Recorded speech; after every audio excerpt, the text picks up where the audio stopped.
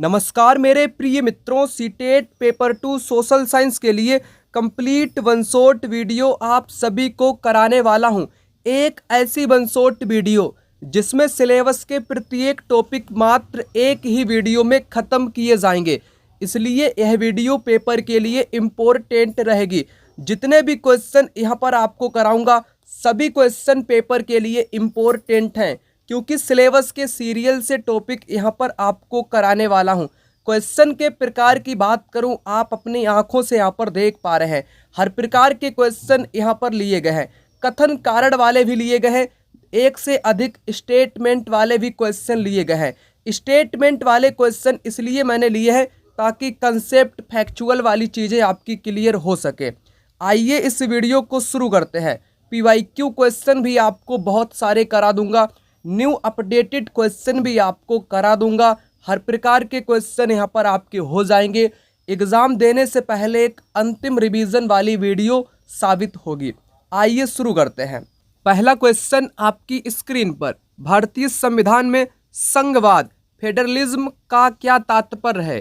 केवल केंद्र सरकार को कानून बनाने का अधिकार होना, देश में एक से अधिक स्तर की सरकार का होना, न्यायपालिका का सर्वोच्च होना, राष्ट्रपति का शासन होना। संघवाद का मतलब क्या होता है, आपसे सिर्फ इतना पूछा है। संघवाद का मतलब होता है देश में एक से अधिक स्तर वाली सरकारों का होना। जैसे भारत भी एक संघवाद देश है। कैसे? भारत में एक से अधिक स्तर की सरकार है। एक तो आपको पता होगा केंद्र स्तर की सरकार, दूसरा आपको पता है राज्य स्तर की सरकार, तीसरा सभी को पता है स्थानीय स्तर की सरकार। तो 3 स्तर, केंद्र, राज्य, स्थानीय, यही आपका संघवाद कहलाता है। राइट आंसर क्वेश्चन का दूसरा विकल्प हो जाएगा। अगला क्वेश्चन यहाँ पर कुछ इस प्रकार से इम्पोर्टेंट है। शास्त्रीय नृत्यों एवं उनके राज्यों के संबंध में निम्नलिखित कथनों पर विचार कीजिए। भरतनाट्यम तमिलनाडु का एक प्रमुख शास्त्रीय नृत्य है। कथक मूल रूप से उत्तर भारत से संबंधित है। ओडिसी नृत्य का संबंध आंध्र प्रदेश से है। यहाँ पर कथन दिए गए हैं, विचार करके आपको उत्तर देना है। राज्यों से संबंधित, ओडिसी नृत्य का संबंध आंध्र प्रदेश से नहीं है। ओडिसी नृत्य का संबंध ओडिशा से है। कहाँ से है? ओडिशा से हो जाएगा इसका संबंध, ठीक है ना। तो थर्ड यहाँ पर आपका कथन कैसा हुआ? गलत हुआ। ऐसा ही पेपर में आपको देखने को मिलेगा, जहाँ पे आपको विकल्प में थर्ड दिखे उसको हटा देना है। पहला काम हटाने का करना है, फिर आपके सामने उत्तर आ जाएगा। पहला और दूसरा इस क्वेश्चन का जवाब यहाँ पर हो जाएगा। भरतनाट्यम ठीक तमिलनाडु का है। कथक उत्तर भारत उत्तर प्रदेश से संबंधित है। आंध्र प्रदेश से क्या संबंधित है? कुचिपुड़ी, पता है आपको कुचिपुड़ी के बारे में, ठीक है ना। कुचिपुड़ी यहाँ पर हो जाएगा। अगला क्वेश्चन आपके सामने यहाँ पर कहता है, अस्पृश्यता का उन्मूलन संविधान के किस अनुच्छेद के अंतर्गत किया गया है? 17 में किया गया। किसमें? अनुच्छेद 17 में, छुआछूत उन्मूलन। ठीक, बात करेक्ट। अगला क्वेश्चन यहाँ पर कहता है, विश्व का सबसे बड़ा नदी बेसिन कौन सा है? विश्व का सबसे बड़ा नदी बेसिन अमेजन नदी बेसिन हो जाएगा। अमेजन नदी बेसिन हो जाएगा। भारत में क्या है दोस्तों? भारत में गंगा ब्रह्मपुत्र बेसिन है भारत में। और दुनिया की बात की जाए सबसे बड़ा बेसिन तो अमेजन नदी बेसिन हो जाएगा। अगला क्वेश्चन यहाँ पर आ चुका है। 5 नंबर का क्वेश्चन यहाँ पर कहता है, निम्नलिखित कथनों पर विचार कीजिए। किसी भी देश को पूरी तरह से लोकतांत्रिक नहीं कहा जा सकता है। व्यक्ति और समुदाय सदैव लोकतंत्र को नए अर्थ देने का प्रयास करते हैं। भाई ये कथन और कारण वाला क्वेश्चन है। पहला कथन है, दूसरा यहाँ पर कारण दिया गया है। क्योंकि यहाँ पर आपके सामने दिया गया है, दोनों सही है, सही व्याख्या करते या नहीं करते हैं। ये आपको कैसे पता चलेगा कि यहाँ पर नहीं वाला होगा या हाँ वाला होगा? सिंपल सा तरीका है, समझ लो। किसी भी देश को पूरी तरह से लोकतांत्रिक नहीं कहा जा सकता है, क्योंकि व्यक्ति और समुदाय सदैव लोकतंत्र को नए अर्थ देने का प्रयास करते हैं। बातें दोनों सही हैं, तो सही आपका कारण भी यहाँ पर दिया गया है। ठीक, ऐसे सोल्व करना है। कारण वाले को आपको क्योंकि शब्द के साथ दोनों कथनों को मिलाकर के पढ़ लेना है। अगर आपको ठीक लगे, दोनों बातें एक दूसरे से संबंधित लगे तो करेक्ट हो जाएगा, अगर ना लगे तो गलत हो जाएगा। सिंपल सी बात। अगला क्वेश्चन यहाँ पर कहता है किस उद्योग को प्रायः आधुनिक उद्योगों का मेरुदंड आधार कहा जाता है? तो इस्पात उद्योग को, किसको?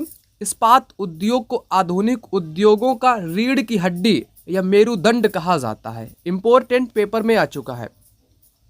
अगला क्वेश्चन यहाँ पर कहता है प्रसिद्ध महाकाव्य मेघदूत के रचयिता कौन है? मेघदूत के रचयिता कालिदास है, बाणभट्ट है, हरिसेन है, रवि कीर्ति है। कौन हो जाएगा यहाँ पर?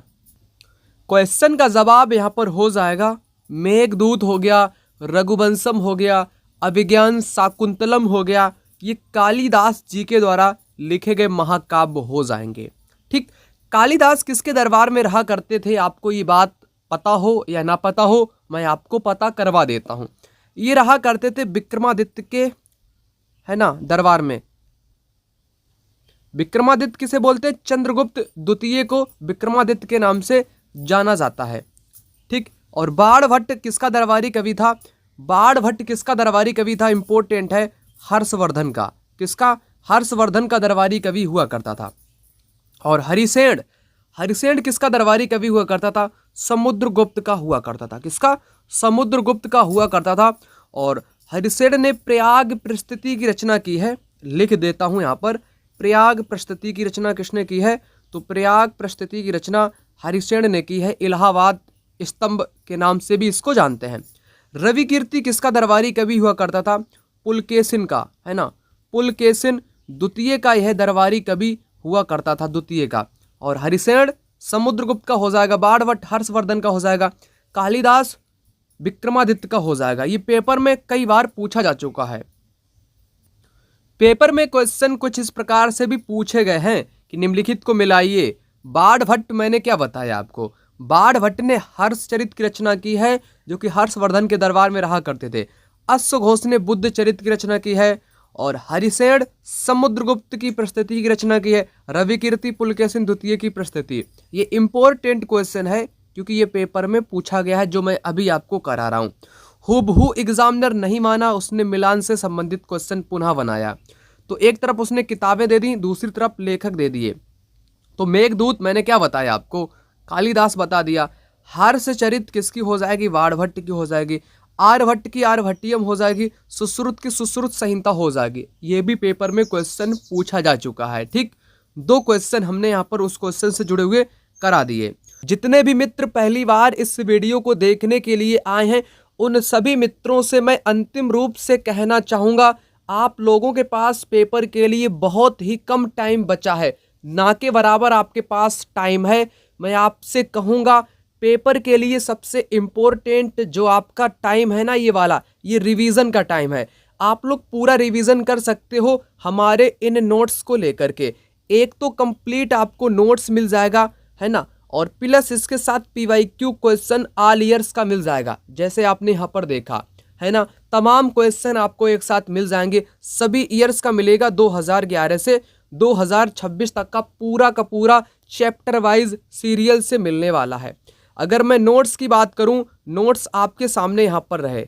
नोट्स जो आपके रहेंगे ये कंप्लीट NSCERT को कवर करते हैं। कंप्लीट NSCERT को कवर करते हैं। हिस्ट्री की बात की जाए, ज्योग्राफी की बात की जाए, पॉलिटी की बात की जाए और पेडागोजी की बात की जाए, ये पूरा थ्योरी कंप्लीट करता है। प्लस पूछे गए PYQ क्वेश्चन आज तक के वो भी कंप्लीट करता है।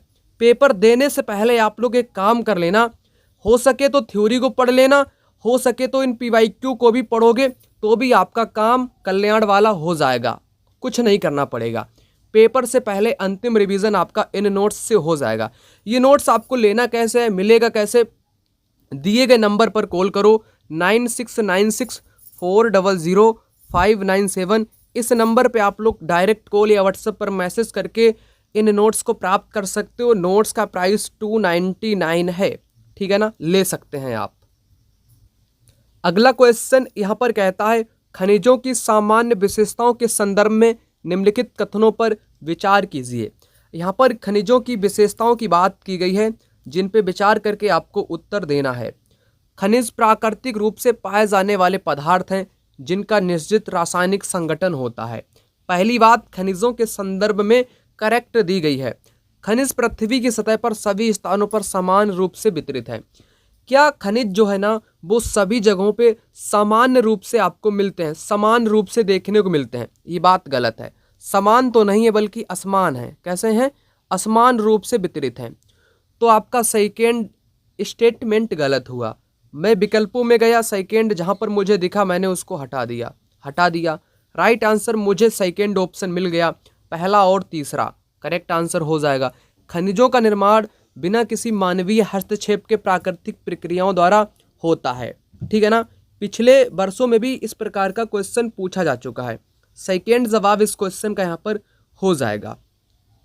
अगला क्वेश्चन अति इंपॉर्टेंट कहूंगा। पुस्तक स्त्री पुरुष तुलना की रचना किसने की है? स्त्री पुरुष तुलना नामक किताब की रचना ताराबाई शिंदे ने की है। ताराबाई शिंदे एक समाज सुधारक महिला, जो इन्होंने स्त्री पुरुष तुलना किताब लिखी है। इसमें स्त्री व पुरुष जो है ना, मेल फीमेल, इनके सामाजिक अंतरों की या फर्कों की आलोचना की गई है। इन दोनों की आलोचना की गई है, सामाजिक आलोचना। ठीक है ना? आलोचना की गई है।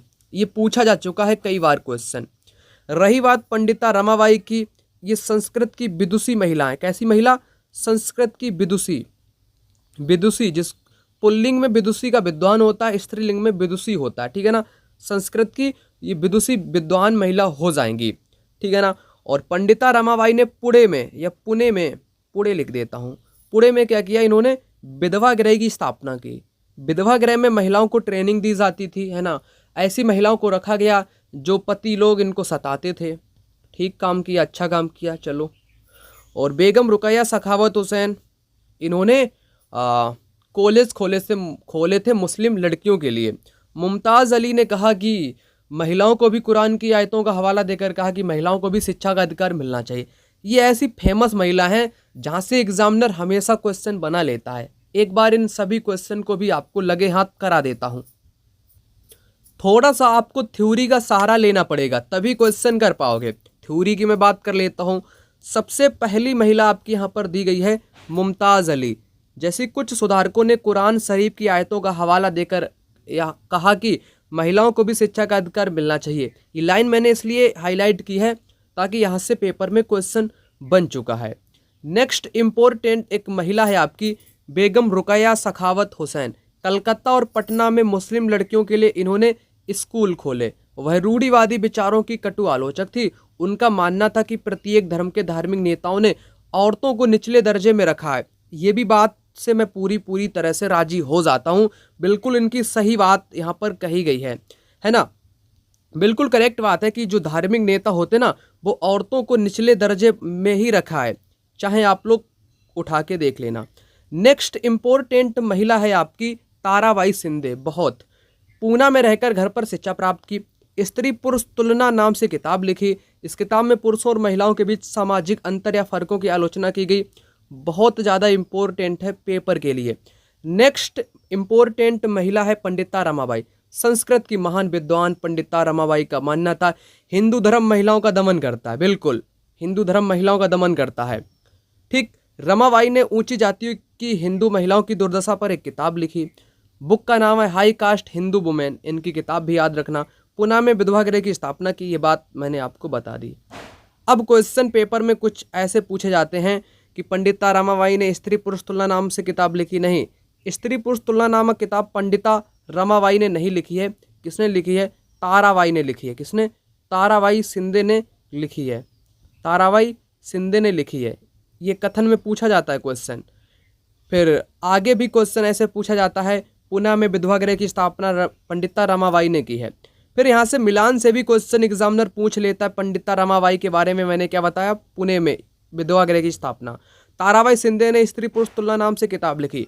अगर एक दो बातें आपको पता होंगी तो पूरा मिलान आप लोग कर लोगे। वो बातें तभी आपको पता चलेंगी जब आपके पास ये वाला कंटेंट हो सके तो ले लेना, कोई ज़बरदस्ती की बात नहीं है। और मुमताज़ अली वाला पूछा ही जाता है। कुरान की आयतों का पुनर्व्याख्या करके कहा महिलाओं को भी शिक्षा का अधिकार मिलना चाहिए। ठीक है ना? अधिकतर क्वेश्चन मैंने आपको करा दिए। देखो, पंडिता रमाबाई के बारे में स्टेटमेंट वाला पूछा जाता है। पुनः एग्जामिनर ने पूछा, फिर उसने स्त्री पुरुष तुलना पूछ ली, ताराबाई शिंदे हो जाएगा। वो पूछता ही रहता है और आप करते ही रहते हो। ठीक, अब आगे मैं बात कर लेता हूँ। गंगा ब्रह्मपुत्र बेसिन की भौगोलिक विशेषताओं के संदर्भ में निम्नलिखित कथनों पर विचार कीजिए। घाघरा, सोन, चंबल, गंडक, कोसी गंगा की सहायक नदी हैं। बात करेक्ट हो जाएगी। मैदानी क्षेत्रों में अनेक चाप झील, ओक्स बो लेक पाई जाती है। ये भी बात करेक्ट। पर्वतीय क्षेत्रों की तुलना में मैदानी भागों में जनसंख्या घनत्व अत्यंत कम पाया जाता है। ये तो बात गलत हो गई आपकी, यहाँ पर विपरीत कर दिया गया है। पर्वतीय क्षेत्र में कम जनसंख्या रहती है, ठीक है ना, और मैदानी भाग में जनसंख्या घनत्व अधिक होता है। मैदान उपजाऊ होते हैं, पानी भी स्थित होता है ना, स्थलाकृति भी अनुकूल होती है रहने के लिए, सारी परिवहन की सुविधाएं भी उपलब्ध होती हैं, तो अधिक जनसंख्या रहेगी। सी कथन तो गलत हो गया ना, ए और बी करेक्ट हो जाएगा। ए बी यहाँ पर दिया गया है, सी 3 में दिया गया, तो 3 आपके गलत हो जाएंगे, पहला करेक्ट आंसर हो जाएगा। अगला क्वेश्चन देखो, यहाँ पर कहता है कुचिपुड़ी नृत्य का संबंध किस भारतीय राज्य से है। तो कुचिपुड़ी नृत्य का आंसर आपको कमेंट बॉक्स में कमेंट कर देना है, क्योंकि ऊपर के क्वेश्चन में आपको बता चुका हूँ। अगला क्वेश्चन देख लो, यहाँ पर कहता है निम्नलिखित में से पूना में विधवा गृह की स्थापना किसने की थी। तो पूना में विधवा गृह की स्थापना पंडिता रमाबाई ने की थी। किसने? रमाबाई ने की थी, करेक्ट हो जाएगा। ताराबाई शिंदे ने कौन सी किताब लिखी? स्त्री पुरुष तुलना नामक किताब लिखी। जवाब आपका पंडिता रमाबाई हो जाएगा। अगला क्वेश्चन देखो, पॉलिटी का यहाँ पर कहता है लोकतांत्रिक देशों में अकाल की संभावना कम होने के संदर्भ में निम्नलिखित कथनों पर विचार कीजिए। यहाँ पर क्वेश्चन कहता है, क्वेश्चन को सबसे पहले पढ़ोगे समझोगे तभी आप लोग क्वेश्चन को पूरा कर पाओगे। लोकतांत्रिक देश जैसे अपना भारत हो गया में अकाल की संभावना कम होने के संदर्भ में कौन से कथन सही हैं? लोग अपनी आस्था का पालन करने के लिए स्वतंत्र हैं। सरकार अगले चुनाव में हार के भय से शीघ्र प्रतिक्रिया देगी। विपक्ष भूख और भुखमरी की ओर सरकार का ध्यान आकर्षित कर सकता है। स्वतंत्र प्रेस अकाल से हो रहे कष्टों पर रिपोर्ट बना सकती है। परंतु आपने देखो अकाल की बात की गई है, अकाल अर्थात भुखमरी कम होने।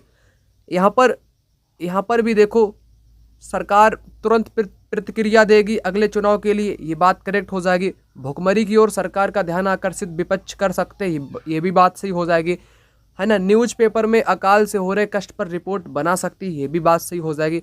लेकिन लोग अपनी आस्था का पालन करने के लिए स्वतंत्र है, इससे अकाल का क्या संबंध है? कोई संबंध नहीं है कि लोग किसी भी धर्म के हों, किसी में भी आस्था रखते हों, है ना। आस्था वास्ता कोई काम नहीं आती जब अकाल पड़ता है, लाइन से लोग मरते हैं, ठीक है ना। तो इसका अकाल और आस्था का कोई संबंध नहीं है। ये तो यहाँ पर इसको गोली मारो, हटाओ ए को जैसे ही हमने रिमूव किया, ठीक है ना, उत्तर सामने आ गया BCD इस क्वेश्चन का राइट आंसर मेरे मित्र यहाँ पर हो जाएगा। अगला क्वेश्चन देख लो, यहाँ पर कहता है मणिप्रवालम शैली का शाब्दिक अर्थ क्या है। मणिप्रवालम सोना, चांदी, हीरा, मूंगा, मोती, माणिक, तांबा, पीतल। हीरा और मूंगा इसका अर्थ होता है। मणिप्रवालम का अर्थ क्या होता है? हीरा और मूंगा इसका अर्थ होता है। अगला क्वेश्चन देखो, आर्यभट्टियम ग्रंथ के लेखक कौन है। आर्यभट्टियम की बात की गई है, इंपॉर्टेंट है आपके आर्यभट्ट, पेपर में कई बार पूछे गए हैं। आर्यभट्ट यहाँ पर हो जाएंगे, ठीक है ना। सुश्रुत की सुश्रुत संहिता हो जाएगी, कौन सी इनकी किताब कौन सी हो जाएगी? सुश्रुत संहिता इनकी किताब हो जाएगी।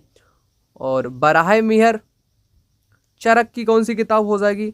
चरक संहिता इनकी किताब हो जाएगी। कुछ इंपॉर्टेंट व्यक्ति भी आपके सिलेबस में दिए गए हैं, ठीक है ना। तो आर्यभट्ट से संबंधित आर्यभट्ट हो जाएगा। पाई की खोज किसने की? जीरो की खोज किसने की?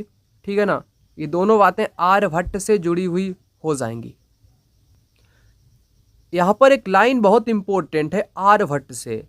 इसी समय गणितज्ञ और खगोल शास्त्री आर्यभट्ट ने संस्कृत में आर्यभट्टियम नाम की किताब लिखी। इसमें उन्होंने लिखा कि दिन और रात पृथ्वी ने अपनी धुरी पर चक्कर काटने की वजह से होते हैं, जबकि लगता है कि रोज सूर्य निकलता है और डूबता है। उन्होंने ग्रहण के बारे में भी एक वैज्ञानिक तर्क दिया। उन्होंने वृत्त की परिधि को मापने की भी विधि ढूंढ निकाली, जो लगभग उतनी ही सही है जितनी कि आज प्रयुक्त होने वाली विधि। बराह मिहिर, ब्रह्मगुप्त, भास्कराचार्य, कुछ अन्य गणितज्ञ और खगोलवेत्ता थे जिन्होंने कई खोजें की, ठीक है ना। ये कुछ व्यक्ति थे। जैसे एग्जामिनर ने एक क्वेश्चन कथन के रूप में विगत वर्षों में बनाया था, आर्यभट्ट ने लिखा कि दिन रात पृथ्वी के अपनी धुरी का चक्कर काटने की वजह से होते हैं, हूबहू लाइन से उठाया। आर्यभट्ट ने ग्रहण के बारे में भी वैज्ञानिक तर्क दिया। दोनों बात सही हो जाएंगी। एक बात हमेशा याद रखना, एग्जामिनर कैसा भी क्वेश्चन बना सकता है, उसके सामने NCERT की कैसी भी लाइन हो वो बना लेगा क्वेश्चन, भले ही बनने लायक हो या ना हो, वो भी तभी भी बना सकता है। ये NCERT को मैंने यहाँ पर सेम टू सेम दिया है। एक तो बात यहाँ पर उन्होंने ग्रेड के बारे में वैज्ञानिक तर्क दिया, एक तो उसने दूसरा स्टेटमेंट यहाँ से बनाया, और पहला उसने यहाँ से बनाया, उन्होंने लिखा कि एक दिन, ठीक है ना, वजह से होता है धुरी काटने की वजह से दिन, ठीक। तो पहला दूसरा यहाँ से बनाया गया, क्वेश्चन आपके सामने है, ठीक। तो आर्यभट्ट से जुड़ा क्वेश्चन आपने यहाँ पर कर लिया। अगला क्वेश्चन यहाँ पर कहता है, अमेजन बेसिन की जलवायु एवं पर्यावरण के संदर्भ में निम्नलिखित कथनों पर विचार कीजिए। अमेजन बेसिन सिलेबस का एक टॉपिक है, इंपॉर्टेंट है, ज्योग्राफी 7th क्लास का। यहाँ का मौसम दिन व रात दोनों समय समान रूप से गर्म एवं आर्द्र रहता है अमेजन बेसिन में। सही बात है।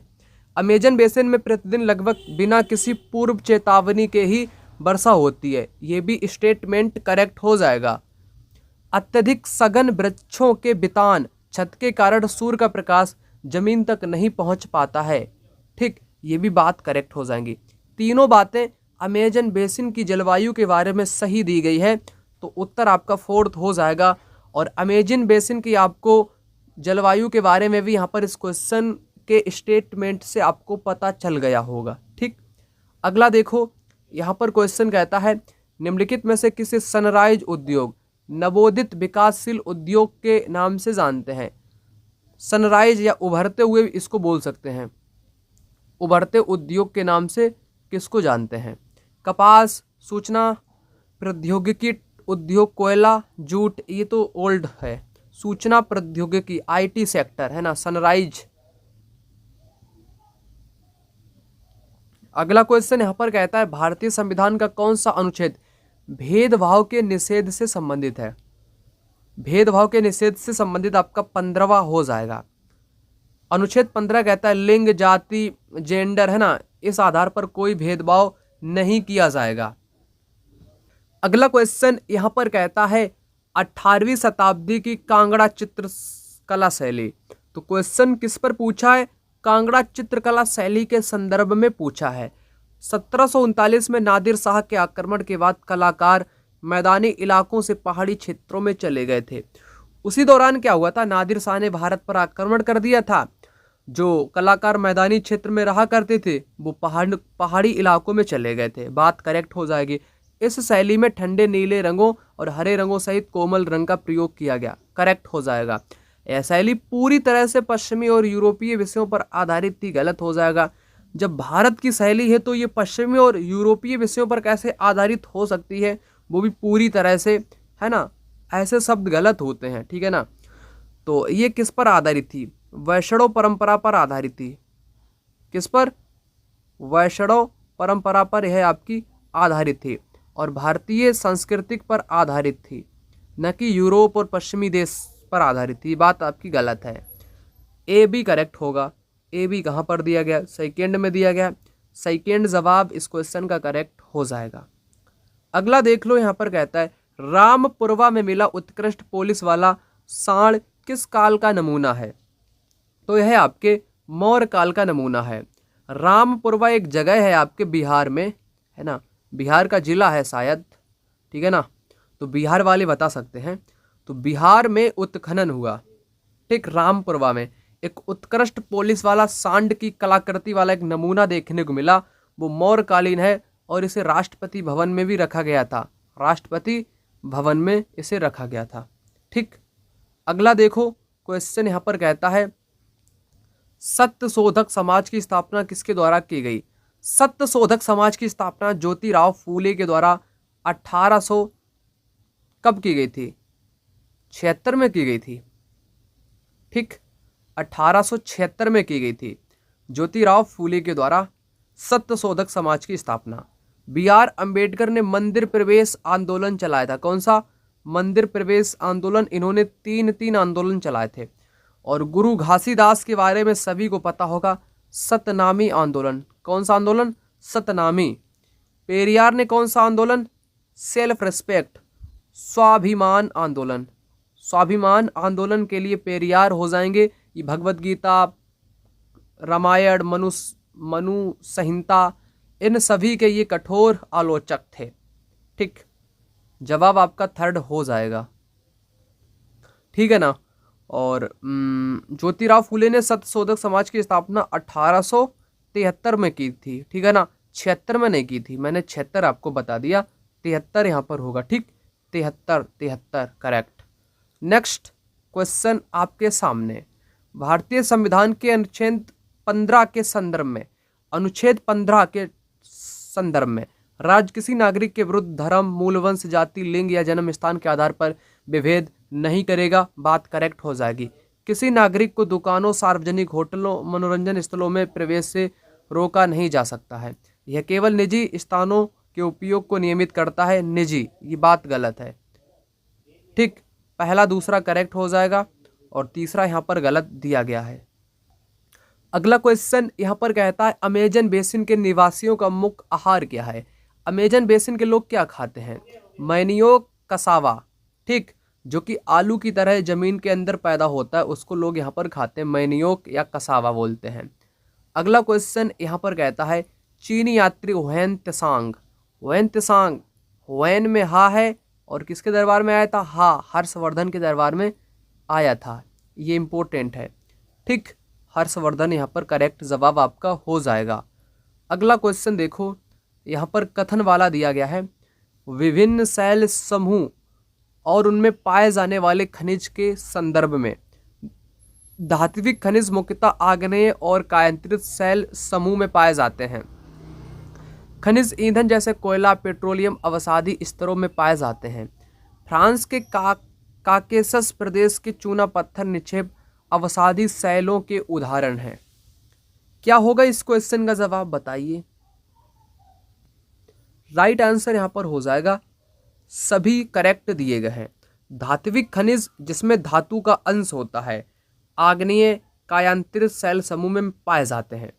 ठीक है ना। खनिज ईंधन जैसे कोयला है, पेट्रोलियम है, ये अवसादी स्तरों में पाए जाते हैं।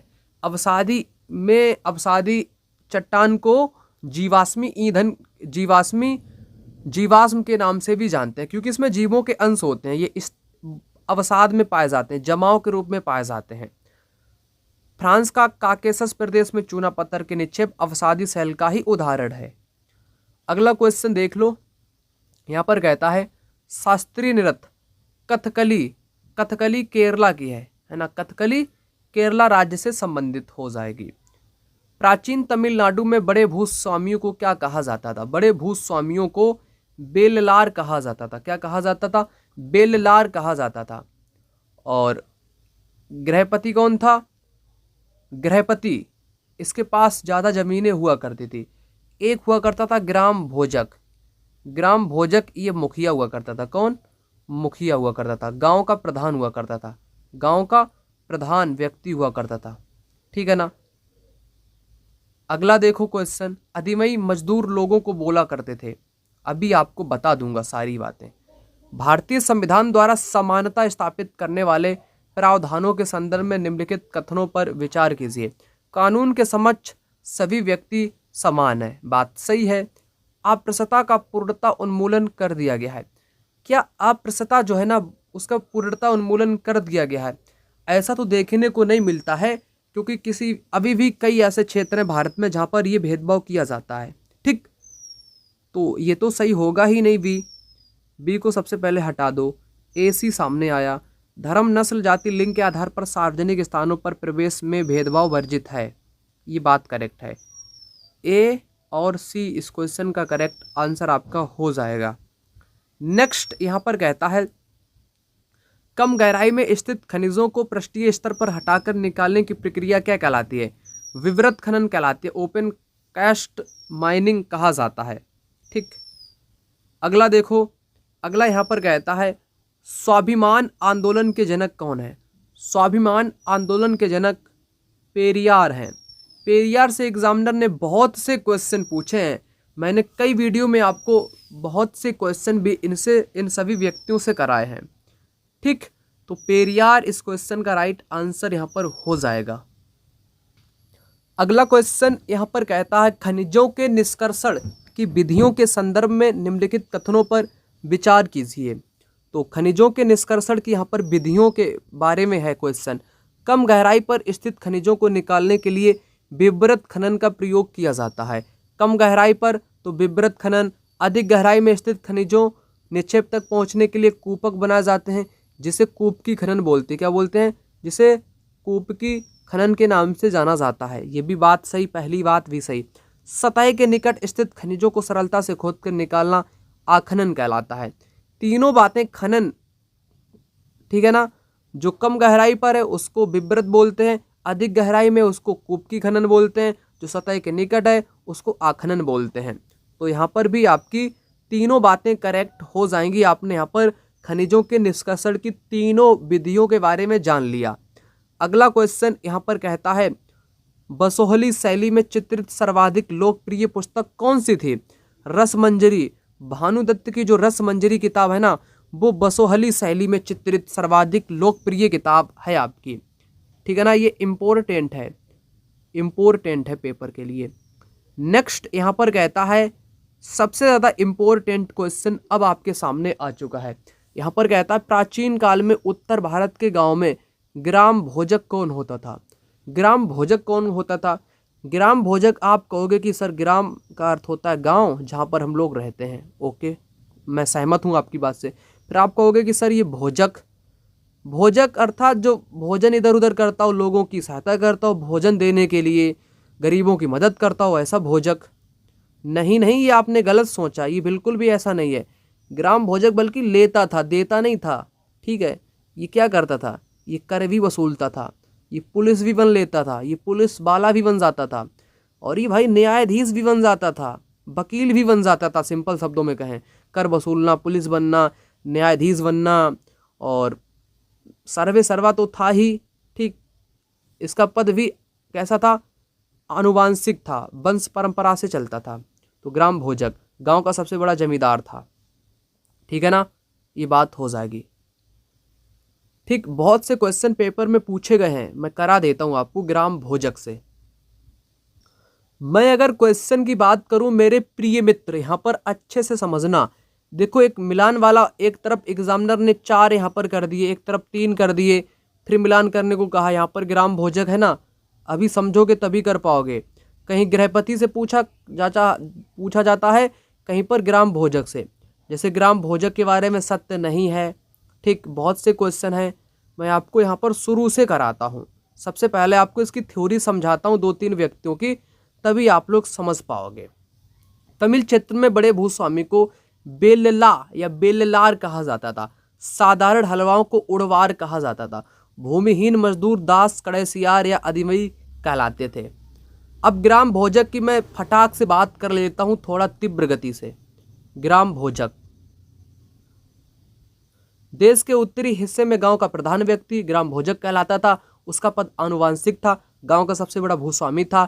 इसकी जमीन पर दास मजदूर काम करते थे। राजा कर वसूलने का काम इन्हें ही सौंपा करता था। न्यायाधीश और कभी कभी पुलिस का भी काम यही कर लेता था। उसके बाद गृहपति क्या है? गृहपति स्वतंत्र कृषक होता था। इसमें ज़्यादातर छोटे किसान होते थे। इसमें ऐसे स्त्री पुरुष आते थे जिनके पास जमीन नहीं थी। दास कर्मकार भी आते थे, दूसरों की जमीन पर भी काम करते थे, गृहपति बोलते थे। ठीक, और भी है यहाँ पर। जैसे श्रेणी क्या था? श्रेणी की बात की जाए, श्रेणी का मतलब था शिल्पकार और व्यापारियों का संघ को श्रेणी के नाम से जाना जाता था। अरिका मेड़ू का था। पुदुचेरी में आपका एक पत्तन था। ठीक, यहाँ पर एम्फोरा जैसे पात्र मिले, एरेटाइन जैसे मुहर लगे लाल चमकदार बर्तन मिले। एम्फोरा क्या था? शराब या तेल रखा जाता था। सरकंडे दोनों तरफ इसके लगे होते थे।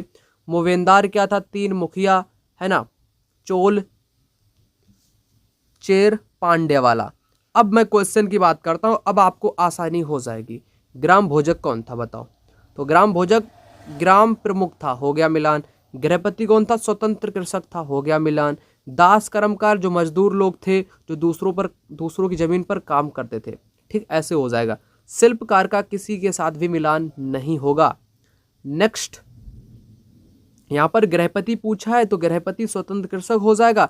श्रेणी शिल्पकार और व्यापारियों के संघ को, एरेटाइन पात्र मुहर लगे चमकदार लाल बर्तन को, बेरीगाचा भरूच, ऐसे मिलान हो जाएगा। एग्जामिनर फिर नहीं रुका, उसने कहा फिर हम पूछेंगे तुमसे। फिर उसने मिलान वाला दिया।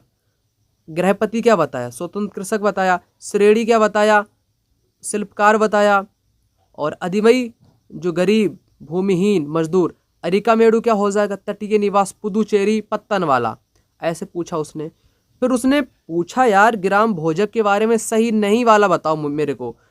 तो भाई बड़ा जमींदार है, वंशानुगत पदवी है, राजा कभी इसका उपयोग कर वसूलने के लिए नहीं करता है। यार कर भी वसूलता था, पुलिस भी बनता था, न्यायाधीश भी बनता था, और इसकी ज़मीन पर दास लोग काम करते थे। यहाँ पर लिखा है नहीं। नहीं के कारण आपका ये तीसरा गलत हो गया। नहीं के कारण आपका ये गलत हो गया ये वाला, और गलत ही बताना तो सही आपका यही हो जाएगा। फिर एग्जामिनर नहीं मानता है, लेटेस्ट पेपर में उसने ग्राम भोजक के बारे में नहीं करके पूछा, तो चौथा नहीं है। वे न्यायाधीश और पुलिस का काम नहीं करते थे, जबकि मैंने आपको बताया न्यायाधीश बन जाएगा, पुलिस भी बन जाएगा, सब कुछ बन जाएगा, लेकिन नहीं करके यहाँ पर गलत कर दिया। ऐसे ध्यान देना है आपको क्वेश्चन पर। बहुत से क्वेश्चन पेपर में पूछे गए हैं आपके सामने, आप इनको खुद से पढ़ सकते हैं। ठीक, अब मैं अगले क्वेश्चन की यहाँ पर बात करता हूँ। अगला क्वेश्चन यहाँ पर कहता है, राज्य, स्टेट और सरकार गवर्नमेंट की संकल्पना के संदर्भ में यहाँ पर कथन दिए गए हैं।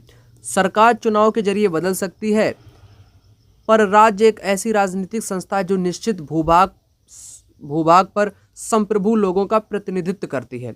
ये सरकार है, ठीक। और राज्य का मतलब यहाँ पर ये नहीं है कि आप यूपी के हो, बिहार के हो, बंगाल के हो, तमिलनाडु के हो। राज्य का संदर्भ एनसीईआरटी किताब में इस संदर्भ में नहीं दिया गया है, उसने निर्देश दिए हैं। वहाँ पर राज्य का अर्थ क्या है? राज्य एक ऐसी राजनीतिक संस्था जो निश्चित भूभाग पर संप्रभु लोगों का प्रतिनिधित्व करती है, ये राज्य की उसने परिभाषा दी है। और सरकार चुनाव के जरिए बदल सकती है, ये बात करेक्ट है आपकी। सरकार राज्य का ही एक अंग होती है, राज्य का अंग ही सरकार है, ना कि आप ये समझ लेना कि हमारे उत्तर प्रदेश या बिहार का ही अंग के पूरा इंडिया है, ऐसा नहीं है। ठीक, सरकार तो राज्य का अंग सरकार है, ये बात एनसीईआरटी में लिखी गई है। इंपॉर्टेंट है, कंफ्यूज करेगा, इसलिए हमने ये क्वेश्चन डाला है। दो बातें याद रखना, राज्य शब्द केवल प्रांतीय सरकार के लिए इस्तेमाल किया जाता है, ऐसा नहीं है। वही तो बात मैं आपको समझा रहा था कि राज्य ये मत समझ लेना कि स्टेट हमारा वाला। ठीक, तो ए और बी करेक्ट होगा, यहाँ पर बात क्लियर हो चुकी है। अगला देखो, पुरी के प्रसिद्ध जगन्नाथ मंदिर का निर्माण 12वीं शताब्दी में किस गंग वंश के शासक ने कराया था? किसने कराया था? अनंग भीम तृतीय, अनंत वर्मन, पृथ्वीराज चौहान, राजेंद्र चोल। अनंत वर्मन ने करवाया था। किसने? अनंत वर्मन ने करवाया था। अगला क्वेश्चन यहाँ पर कहता, एक सींग वाला गैंडा भारत में मुख्य रूप से किस नदी के मैदान में पाया जाता है? एक सींग वाला गैंडा आप सभी को पता है ना, कहाँ पर पाया जाता है, परंतु किस नदी के मैदान में पाया जाता है? तो ब्रह्मपुत्र के मैदान में है पाया जाता है एक सींग वाला गैंडा। एक सींग वाले गैंडा के लिए कौन सा जगह फेमस है बताओ? कौन सा स्थान फेमस है? कौन सा उद्यान फेमस है एक सींग वाला गैंडा के लिए? कमेंट बॉक्स में कमेंट कर सकते हो छोटा सा क्वेश्चन का आंसर। ठीक, ब्रह्मपुत्र मैदान में आपका पाया जाता है। अगला क्वेश्चन यहाँ पर कहता है, भारतीय धर्मनिरपेक्षता के संदर्भ में, है ना, धर्मनिरपेक्षता क्या है? सबसे पहले आपको पता हो धर्मनिरपेक्षता भारत के संदर्भ में क्या है, तभी क्वेश्चन को कर पाओगे। भारतीय राज्य का कोई आधिकारिक धर्म नहीं है, ये बात करेक्ट हो जाएगी। राज्य धर्म से सैद्धांतिक दूरी बनाए रखता है, करेक्ट। आवश्यकता पड़ने पर राज्य धार्मिक कुरीतियों को रोकने के लिए हस्तक्षेप कर सकता है, बिल्कुल कर सकता है, क्यों नहीं कर सकता है ना। तो यहाँ पर तीनों आपके करेक्ट हो जाएंगे धर्मनिरपेक्षता के संदर्भ में। पॉलिटी में एक सिलेबस का टॉपिक है ना, ये सेकुलरिज्म वाला है, धर्मनिरपेक्षता का है, बहुत से क्वेश्चन पेपर में पूछे गए हैं। यहाँ पर धर्मनिरपेक्षता से पूछे गए विगत वर्षों के क्वेश्चन को एक बार आपको करा देता हूँ ताकि कंसेप्ट क्लियर हो सके, है ना। कथन वाले एग्जामिनर ने बहुत से क्वेश्चन पूछे हैं। भारतीय राज्य का कोई आधिकारिक धर्म नहीं है, सरकारी नौकरियों में धार्मिक अल्पसंख्यकों के लिए आरक्षण का प्रावधान है। ए सही है, बी गलत है। बी क्यों गलत है? सरकारी नौकरी में आरक्षण का प्रावधान संख्यकों के आधार पर नहीं बल्कि आर्थिक और सामाजिक आधार पर होता है। ठीक, ऐसा क्वेश्चन पूछा गया है पेपर में। एक धर्मनिरपेक्ष राज्य कैसा होना चाहिए? तो कैसा होना चाहिए? कोई राजकीय धर्म नहीं होता है। का एक राजकीय धर्म होता है? नहीं होता है। तो ये चौथा करेक्ट हो जाएगा। फिर उन्होंने ऐसा क्वेश्चन पूछा भारतीय धर्मनिरपेक्षता के बारे में। राज्य का हस्तक्षेप धर्म में संभव है? बिल्कुल संभव है। कुरीतियों को हटाने के लिए संभव है ना, आवश्यकता पड़ने पर। राज्य धार्मिक मामलों में हस्तक्षेप नहीं कर सकता है? कर सकता है, कर सकता है, मैंने आपको बताया, क्योंकि यहाँ पर संभव है, कर सकता है। ये गलत हो गया। जैसे मुझे पता चला बी गलत है तो बी को हमने ढूंढा विकल्पों में से हटा दिया। धर्म से सैद्धांतिक दूरी बनाए रखना, ये सही हो जाएगा। धार्मिक प्रभुत्व को रोकने के लिए विभिन्न काम भी किए जाते, करेक्ट हो जाएगा। ए सी डी करेक्ट हो जाएगा। ठीक, ऐसा क्वेश्चन धर्मनिरपेक्षता से पूछा गया है। ठीक, तो ये धर्मनिरपेक्षता से ही क्वेश्चन है कि प्रत्येक नागरिक को स्वतंत्रता है और अपने धर्म का पालन और अनुसरण करने की ये धर्मनिरपेक्षता है। ठीक, ऐसे पेपर में क्वेश्चन पूछे जा चुके हैं। ऐसा भी पूछा गया जब राज्य धार्मिक क्रियाओं में किसी प्रकार का हस्तक्षेप नहीं करता, उसे धर्मनिरपेक्षता बोलते हैं। बहुत से क्वेश्चन पूछे गए, आपने अपनी आंखों से यहाँ पर देख लिए। मैंने कुछ क्वेश्चन के माध्यम से आपका कंसेप्ट क्लियर कर दिया ताकि कैसा भी क्वेश्चन आएगा आप उस क्वेश्चन को कर लोगे। अगला क्वेश्चन यहाँ पर कहता हर्षचरित पुस्तक के लेखक कौन है? तो हर्षचरित पुस्तक के लेखक तो आपके बाणभट्ट हो जाएंगे। कौन? बाणभट्ट हो जाएंगे। हर्षवर्धन के दरबारी कवि ये हुआ करते थे, इन्होंने हर्षचरित की रचना की है। अगला क्वेश्चन देखो, सतनामी आंदोलन की शुरुआत घासीदास ने की है और हरिदास ठाकुर ने मतुआ पंथ की शुरुआत की है। किसकी? मतुआ पंथ की शुरुआत इन्होंने ही की है। अंबेडकर ने मंदिर प्रवेश आंदोलन, ज्योतिबा फूले के बारे में आपको बता दिया हूँ। पहला विकल्प राइट आंसर हो जाएगा। अगला क्वेश्चन यहाँ पर स्टेटमेंट के रूप में है पंडिता रमाबाई के संबंध में। वे संस्कृत की प्रकांड विदुषी थीं। उन्होंने पूना में एक विधवा गृह की स्थापना की थी। उन्होंने स्त्री पुरुष तुलना नाम की किताब लिखी थी। नहीं, किताब तो भाई इन्होंने द हाई कास्ट वुमेन वाली लिखी थी किताब।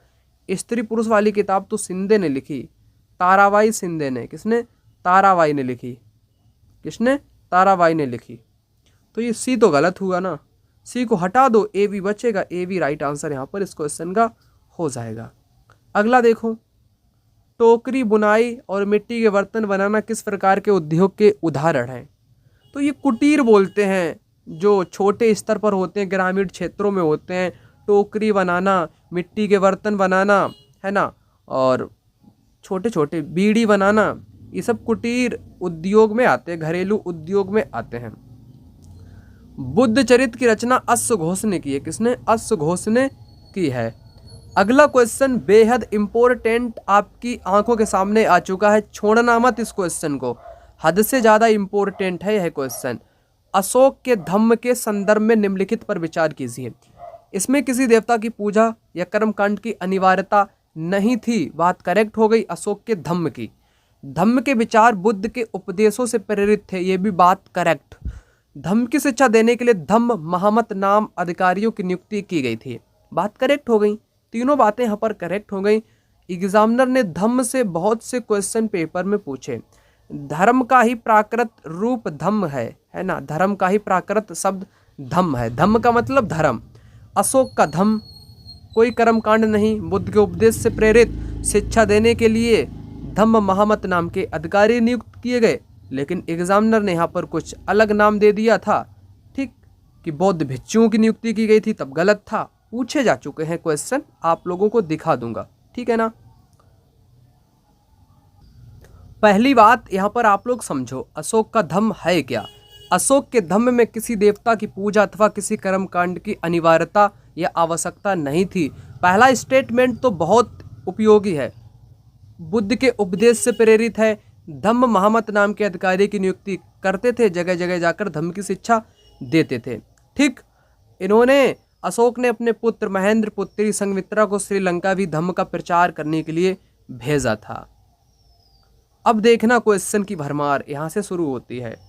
अशोक के धम्म से क्वेश्चन है पेपर में, है ना। पूजा की आवश्यकता नहीं थी, कर्मकांड की आवश्यकता नहीं थी, बुद्ध के उपदेश से प्रेरित था। लोगों को धम्म की शिक्षा देने के लिए बौद्ध भिक्षु नियुक्त नहीं किए गए थे, महम्मद नाम के अधिकारी नियुक्त किए गए थे। इसलिए डी गलत है, ए बी सी करेक्ट हो जाएगा। ऐसा पेपर में पूछा गया। फिर कथन कारण वाला भी पूछा गया है, पुनः उसने कथन दो कथन के रूप में भी पूछा है। ऐसे पूछता रहा, ठीक, कोई दिक्कत की बात नहीं। थ्योरी हमने आपको बता दी है तो कोई दिक्कत की बात अब आपको नहीं होगी। अगला क्वेश्चन कहता है, एक धर्मनिरपेक्ष राज्य का मुख्य लक्षण क्या होता है? धर्मनिरपेक्ष राज्य का मतलब क्या होता है? केवल आ जाए तो वो गलत होता है। राज्य सभी धर्म के विरुद्ध में होता है, नहीं, राज्य का कोई राजकीय धर्म नहीं होता है। ये बी सेकेंड करेक्ट हो जाएगा। अगला, पेट्रोलियम और प्राकृतिक गैस को धरातल के बहुत नीचे से बाहर निकालने की विधि को प्रवेदन कहते हैं, ड्रिलिंग कहा जाता है। प्रवेदन या ड्रिलिंग कहा जाता है। अगला क्वेश्चन ग्राम भोजक से संबंधित, ऊपर के क्वेश्चन में पूरा मैंने बता दिया है। इसका पद वंशानुगत होता है। राजा प्रायः कर वसूलने का काम ग्राम भोजक को सौंपते थे। वे कभी कभी न्यायाधीश और पुलिस का भी कार्य करते थे। तीनों बातें कैसी हो जाएंगी? सभी यहाँ पर कथन सही हो जाएंगे आपके, ठीक है ना, सभी कथन। अगला, लीला तिलकम ग्रंथ मुख्य रूप से किस विषय पर आधारित है?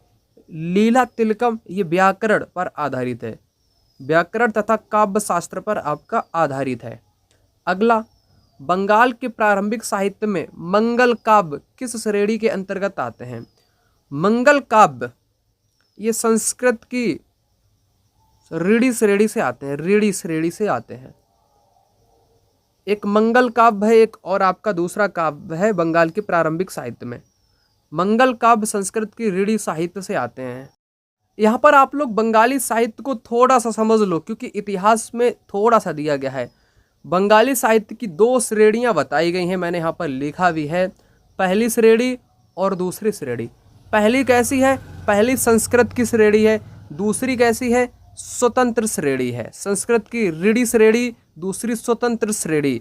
मंगल काव्य में स्थानीय देवी देवता हैं जो कि संस्कृत श्रेणी में आते हैं। नाथ साहित्य स्वतंत्र में आता है। मैनावती गोपी चंद्र के गीत ये स्वतंत्र श्रेणी के हैं। धर्म ठाकुर की पूजा भी स्वतंत्र है।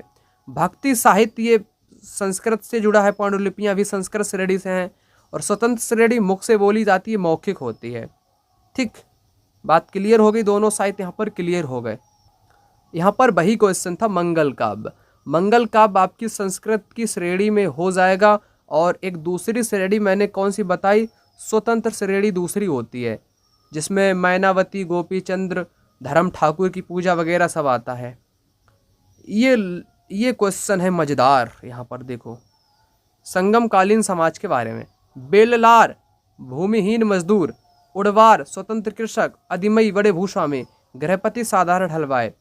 यहाँ पर आपको मिलान करना है, ठीक है ना, मिलान कर देता हूँ। गृहपति का मैंने आपको बताया स्वतंत्र कृषक हो जाएगा, ठीक। भूमिहीन मजदूर कौन हो जाएगा? अधिमई हो जाएगा। और बेललार कौन थे? साधारण आपके हलवाई थे क्या? बेललार आपके बड़े भूस्वामी हो जाएंगे। ये क्या हुआ? रुको, इसको छोटा कर लेता हूँ। अब ठीक है। बेललार कौन था? बेललार बोलते हैं बड़े भूस्वामी को, ठीक। तमिल में ये बड़ा भूस्वामी हुआ करता था। ए का थर्ड पहले में ही दिया गया, बी का चौथा उड़वार साधारण हलवाई हुआ करते थे, सही है। अधिमई भूमिहीन मजदूर, सी का फर्स्ट दिया गया, सही है। डी का सेकेंड गृहपति स्वतंत्र कृषक हुआ करता था। ये बात मैं आपको बता चुका हूँ ग्राम भोजक वाले में, करेक्ट हो जाएगा।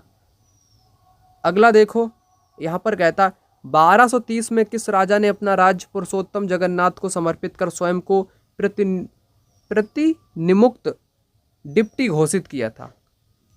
तो अनंग भीम तृतीय ने। किसने? अनंग भीम तृतीय ने। वन्यजीव सप्ताह कब मनाया जाता है?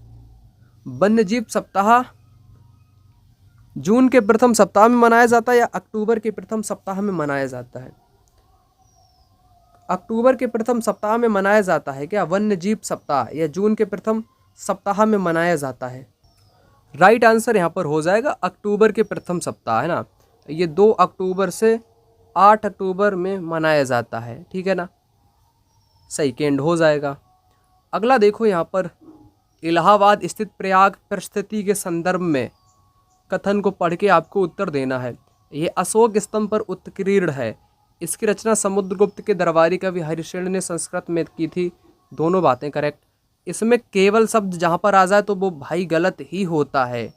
केवल आम जनता के सामाजिक जीवन का विवरण मिलता है, नहीं। राजा का, उनकी विजयों का उल्लेख देखने को मिलता है समुद्रगुप्त की, है ना। ठीक, सी तो गलत हुआ, ए और बी करेक्ट हो जाएगा। ए और बी क्वेश्चन का राइट आंसर। नेक्स्ट, एक धात्विक खनिज। धात्विक का मतलब होता है जिसमें, नहीं अधात्विक पूछा है, अधात्विक जो धातु ना हो। बॉक्साइट, मैग्नीज, चूना पत्थर, क्रोमाइट। चूना पत्थर में कोई धातु नहीं है, ये अधात्विक हो जाएगा, ठीक है ना, चूना पत्थर। अगला देखो यहाँ पर क्वेश्चन को, गंगा ब्रह्मपुत्र बेसिन मुख्य रूप से किन अक्षांश में है? तो ये 10 से 30 उत्तर अक्षांश में है गंगा ब्रह्मपुत्र बेसिन का मैदान। अगला क्वेश्चन यहाँ पर दिया गया है, चेर राज्य और मलयालम भाषा के विकास के संदर्भ में। चेर राज्य और मलयालम भाषा। महोदयपुरम का चेर राज्य प्रायद्वीपीय के दक्षिण पश्चिमी भाग केरल में 9वीं शताब्दी में स्थापित हुआ। चेर शासकों ने अपने अभिलेख में मलयालम भाषा और लिपि का प्रयोग किया। लीला तिलकम 14वीं शताब्दी का ग्रंथ है जो मणिप्रवालम शैली में लिखा गया है। तो यहाँ पर भाई तीनों ही बातें आपकी कैसी दी गई हैं? करेक्ट दी गई हैं, चेर राज्य और मलयालम भाषा के विकास के संदर्भ में, ठीक है ना, महोदयपुरम। अगला देखो यहाँ पर क्वेश्चन कहता है, तमिल क्षेत्र में अधिमई शब्द का उल्लेख किस लिए किया जाता था? अधिमई, ये भूमिहीन मजदूर या दास, कड़ेसियार भी इनको बोलते थे। स्वतंत्र कृषक कौन था? गृहपति था, गृहपति। साधारण हलवाई को उड़वार बोलते थे, उड़वार। नेक्स्ट, कांगड़ा चित्रकला शैली की मुख्य प्रेरणा स्रोत क्या है? तो वैष्णव परंपराएं हो जाएंगी। कौन सी? वैष्णव परंपराएं यहाँ पर इस क्वेश्चन का जवाब आपका हो जाएगा। नेक्स्ट, यहाँ पर क्या करना है भाई? मिलान करना है, कर लेते हैं मिलान। सिकंदर का आक्रमण, ये ईसा पूर्व में होता है सिकंदर का, ठीक है ना। तो ईसा पूर्व यहाँ पर दिया गया है, तो पहले का सेकेंड किस में दिया गया है? पहले का सेकेंड तो पहले के 2 विकल्पों में दिया गया, ठीक है। सिकंदर का आक्रमण यहाँ पर कर लेते हैं, कर लिया। और हर्षवर्धन सभी को पता है 600 से 647, ठीक, ये हो गया। उसी के काल में ह्वेन त्सांग भारत आया था 630 से 643 तक, ये हो जाएगा मिलान। रही बात संगम साहित्य की, 300 ईसा पूर्व से 300 ईस्वी तक, तो ए का सेकेंड और बी का थर्ड यहाँ पर दिया गया है। पहला जवाब हो जाएगा क्वेश्चन का, डी का फोर्थ हमने कर दिया है ना, हाँ ठीक है, पहला हो जाएगा इस क्वेश्चन का राइट आंसर। अगला देखो, यहाँ पर क्वेश्चन है 60 नंबर का। अमेजन वर्षा वन में पाए जाने वाले बड़े अपार्टमेंट जैसे घरों को क्या कहा जाता है? जिनकी छत ढालू होती है। इनकी छत ढालू होती है, ढलान वाली होती है, ताकि पानी बरसात का रुक ना सके, बह जाए। इसको ये लोग मलोका बोलते हैं। क्या बोलते हैं? मलोका बोलते हैं। मलोका छत, ढालू छत को बोलते हैं। ढलान वाली छत को, ढालू छत को ये क्या बोलते हैं? मलोका बोलते हैं। अमेजन वर्षा वन वाले लोग जो घर बनाते हैं। कुरान की आयतों की पुनर्व्याख्या करके महिलाओं को शिक्षा का अधिकार मिलना चाहिए। मुमताज अली। राजपूत परंपराओं और चारण भाटों के संदर्भ में। राजपूत परंपरा और चारण भाटों के संदर्भ में। चारण भाट राजपूत सूरवीर की कहानियों जो काव्यों एवं गीतों में सुरक्षित रखते थे। ये गीत सूरवीरों की स्मृति को बनाए रखने और दूसरों को प्रेरित करने के लिए लिखे जाते थे। इन कथाओं में स्त्रियों द्वारा सती प्रथा का पालन करने के संदर्भ भी मिलते हैं। बिल्कुल, तीनों बातें करेक्ट हो गई आपकी। राजपूत परंपरा और चारण भाट लिखा करते थे, ठीक है ना, सूरवीर की गाथाएं, ताकि दूसरे लोग प्रेरित हो सकें। ये क्वेश्चन आज से पहले आपको किसी ने नहीं कराया होगा, मैं दावे के साथ कह सकता हूँ, ठीक है ना। चारण भाट नाम ही पहली बार आपने सुना होगा। ऐसे हमने नए क्वेश्चन लिए हैं ताकि पेपर में एग्जामिनर कैसे भी नए क्वेश्चन बना ले, आपको थोड़ा सा कंटेंट पता हो तो आप कर पाओ, ठीक है ना, उस लेवल से मैं आपको बता रहा हूँ। बहुत इंपॉर्टेंट एक एक वीडियो रहती है हमारी। अगला देखो, कृषि आधारित उद्योग पूछा है। कृषि, जो कृषि से प्राप्त हो जाए। भवन क्या खेतों से बनता है? नहीं। भारी मशीन क्या खेतों से बनती है? नहीं। रेल के डिब्बे क्या खेतों से बनते? नहीं। वनस्पति तेल तो खेत में पैदा होता है, जैसे सोयाबीन है, सरसों है, सूती वस्त्र हो गया, जैसे कपास है, ठीक है ना, ये खेत आधारित या कृषि आधारित हो जाएगा। थर्ड जवाब इस क्वेश्चन का यहाँ पर हो जाएगा। ठीक।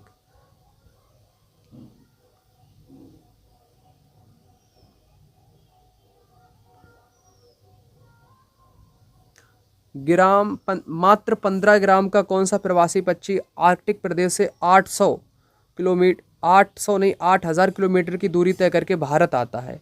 लिटिल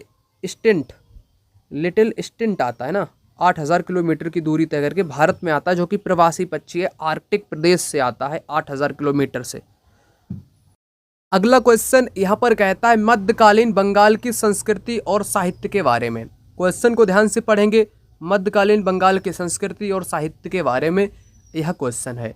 अभी तक जितने भी मित्रों ने वीडियो को लाइक नहीं किया है, लाइक करो या ना करो, इसको करो या ना करो, कोई दिक्कत की बात नहीं है, लेकिन चैनल को सब्सक्राइब आप लोग अवश्य कर लेना, ताकि कल को मैं कोई इंपॉर्टेंट वीडियो डालूं आप तक पहुंच सके, आप लोग उस वीडियो का आनंद ले सको, ताकि पेपर में क्वेश्चन फंस सके। इसलिए सब्सक्राइब कर लेना, ठीक है ना। मैं कभी भी नहीं कहता हूँ कि चैनल को सब्सक्राइब करो, ये करो वो करो, कोई दिक्कत की बात नहीं, ठीक, कर लेना। और कमेंट बॉक्स में कमेंट कर देना कहाँ से इस वीडियो को आप लोग देख रहे हैं।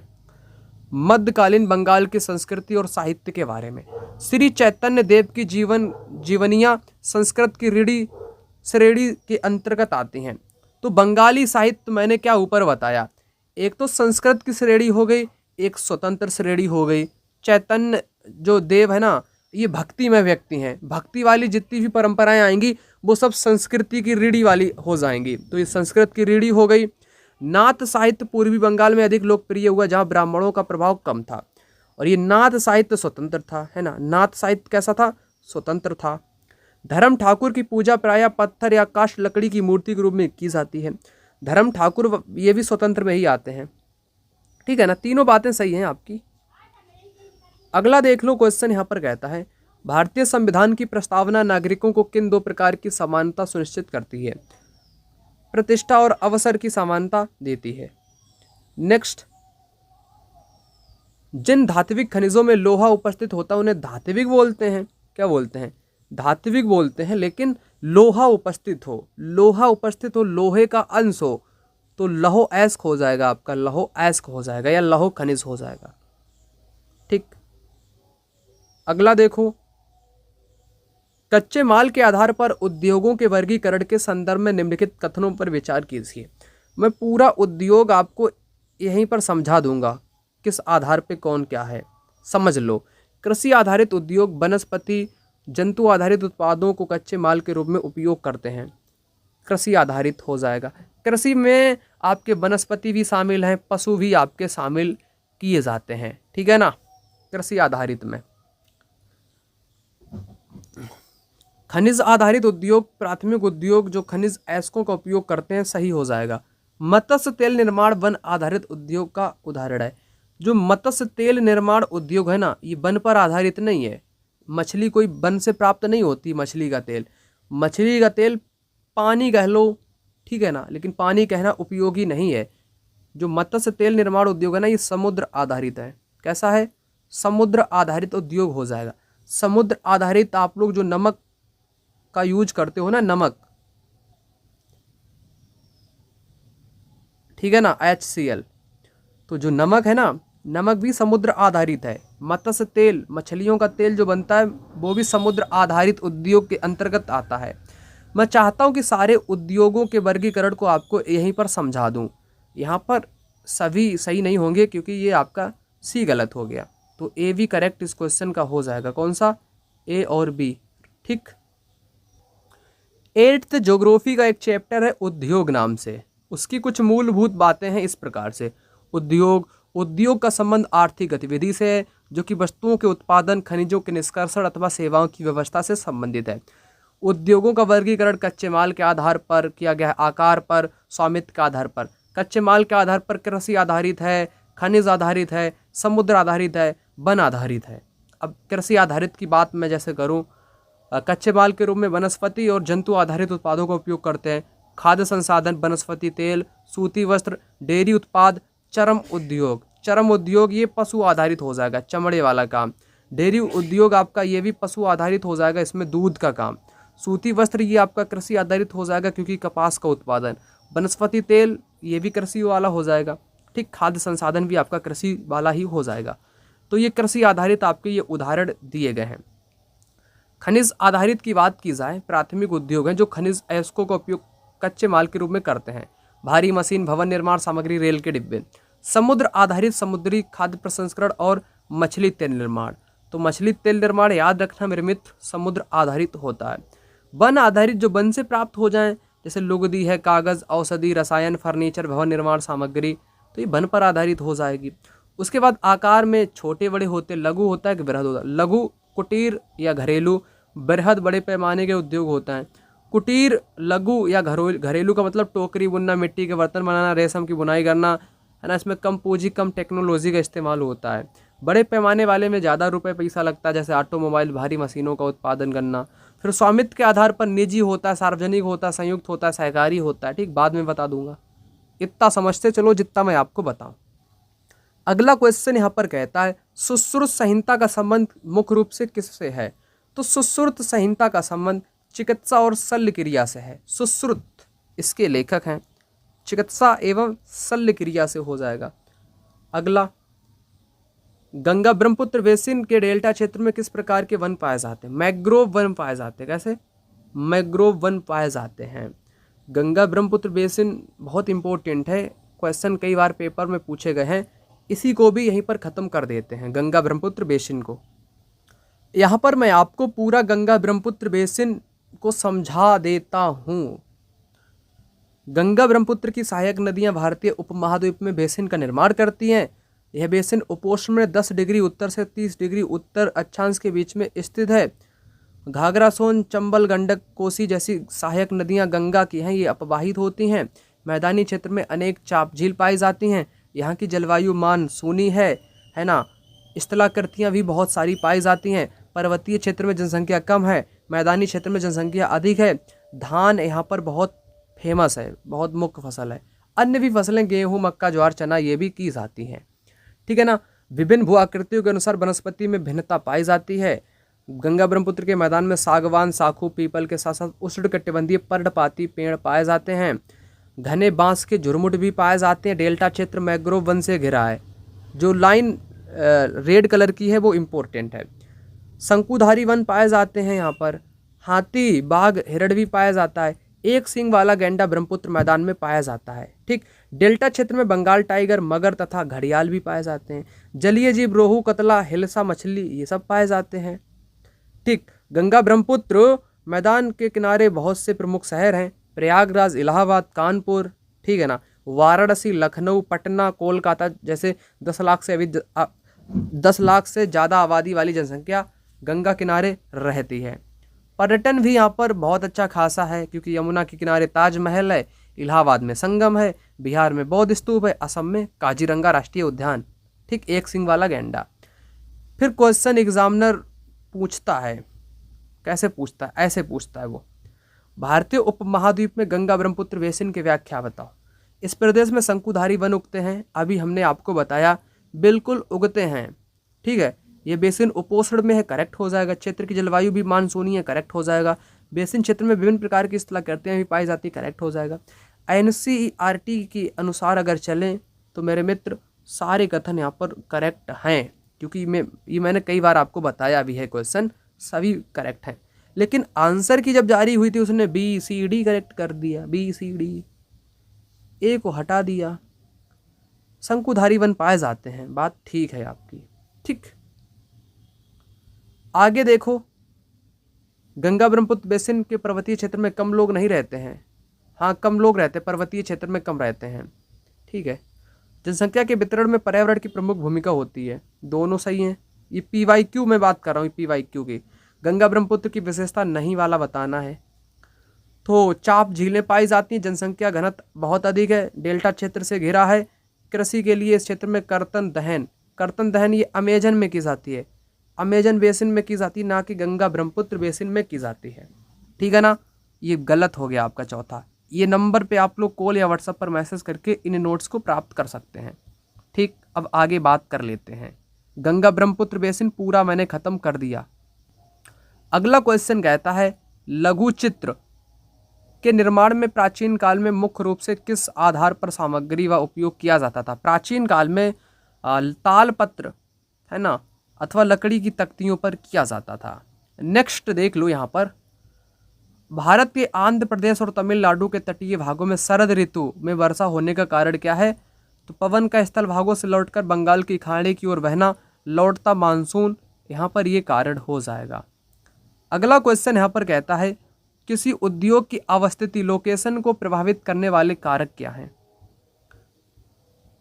उद्योग की अवस्थिति, कच्चे माल की सुलभता भी हो सकती है, अनुकूल जलवायु भी, परिवहन और संचार की सुविधा भी, तीनों यहाँ पर करेक्ट हो जाएंगे, है ना। कोई भी उद्योग अगर होगा, लोकेशन प्रभावित करने के कारक क्या रहेंगे। उद्योग वहीं पर आपके स्थापित होंगे जहाँ पर कच्चा माल भी आसानी से मिल जाए, अनुकूल जलवायु हो, परिवहन संचार की सुविधा हो ताकि माल की ढुलाई अच्छे से चीज़ें पहुँच सकें, ठीक, पानी भी हो, सारी चीज़ हो। अगला क्वेश्चन कहता है ब्रोमीलाइड किस प्रकार का विशेष पौधा जो अमेजन वर्षा में पाया जाता है। अमेजन वर्षा वन में ये पौधा पाया जाता है ब्रोमीलाइड। अपनी पत्तियों में जल संचित रखने वाला परजीवी पौधा है ब्रोमीलाइड। ठीक, अगला क्वेश्चन कहता है निम्नलिखित में से कौन सा खनिज लौह खनिज का उदाहरण है। लौह बोले तो लोहे का अंश जिसमें पाया जाता है। क्रोमाइट में पाया जाता है सोना है, तांबा है, सीसा, इसमें कोई लौह नहीं होता है, ये बल्कि अलौह हैं। कैसे हैं, अलौह खनिज हैं, लोहे का अंश नहीं है, क्रोमाइट में होता है। क्रोमाइट राइट आंसर है इस क्वेश्चन का, क्रोमाइट। अगला देख लो मेरे मित्र अमेजन बेसिन के बारे में। अमेजन बेसिन को भी यहीं पर ख़त्म कर दूंगा, ठीक है। अमेजन बेसिन की कृषि पद्धति एवं जैव विविधता के संदर्भ में विचार कीजिए। यहाँ के निवासी कर्तन दहन स्लैश एंड बर्न काटो जलाव वाली खेती करते हैं, बात करेक्ट है। यहाँ मुख्य रूप से गेहूं और धान की बड़े पैमाने पर खेती की जाती है, बिल्कुल बात गलत है। यहाँ टूकन और गुंजन पक्षी, पिरान्या मछली जैसी प्रजातियाँ पाई जाती हैं, बात करेक्ट है। ए और सी करेक्ट होगा ना, ए और सी करेक्ट होगा, ठीक है ना, क्योंकि यहाँ पर के लोग कसावा करते हैं, धान करते हैं, बहुत कम करते हैं, लेकिन बड़े पैमाना लिखा इसलिए गलत है। ए और सी इस क्वेश्चन का राइट आंसर यहाँ पर हो जाएगा अमेजन बेसिन के बारे में, उसकी कृषि और जैव विविधता के बारे में, ठीक है। इससे जुड़े हुए सारे क्वेश्चन यहीं पर आपको करा देता हूँ, ठीक है।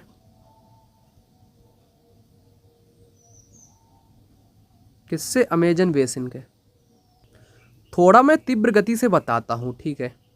10 उत्तर से 10 दक्षिण के मध्य का जो क्षेत्र है ना भाग है, वो भूमध्य सागरीय प्रदेश है और यहीं पर आपका अमेजन बेसिन पाया जाता है। अमेजन बेसिन की जलवायु की बात की जाए, पूरे वर्ष गर्म व नम जलवायु रहती है। मौसम दिन व रात में पूरे समान गर्म व आर्द्र रहता है। प्रत्येक दिन यहाँ पर वर्षा होती है, दिन का तापमान उच्च होता है, आर्द्रता वैसी की वैसी बनी रहती है, ठीक है ना। और नेक्स्ट क्या है, यहाँ पर वन भी ऐसे घने पाए जाते हैं, प्रकाश नहीं पहुँच पाता है ज़मीन तक। यहाँ की भूमि प्रकाश रहित व नमी वाली बनी रहती है। आर्क्टिड और ब्रोमीलाइड जैसा पाया जाता है पौधा। ब्रोमीलाइड क्या है, अपनी पत्तियों को जल को संचित कर रखता है। मेढक जैसे प्राणी इन जल के पॉकेट का उपयोग करके अंडा देने के लिए करते हैं, है ना। ब्रोमीलाइड एक पौधा है जिसपे मेढक अंडे देता है। और यहाँ पर टूकन पक्षी, गुंजन पक्षी, बड़ी चोंच वाले पक्षी पाए जाते हैं। चींटी भी पाई जाती है, लोग यहाँ के लोग चींटियों को खाते हैं, ठीक है ना।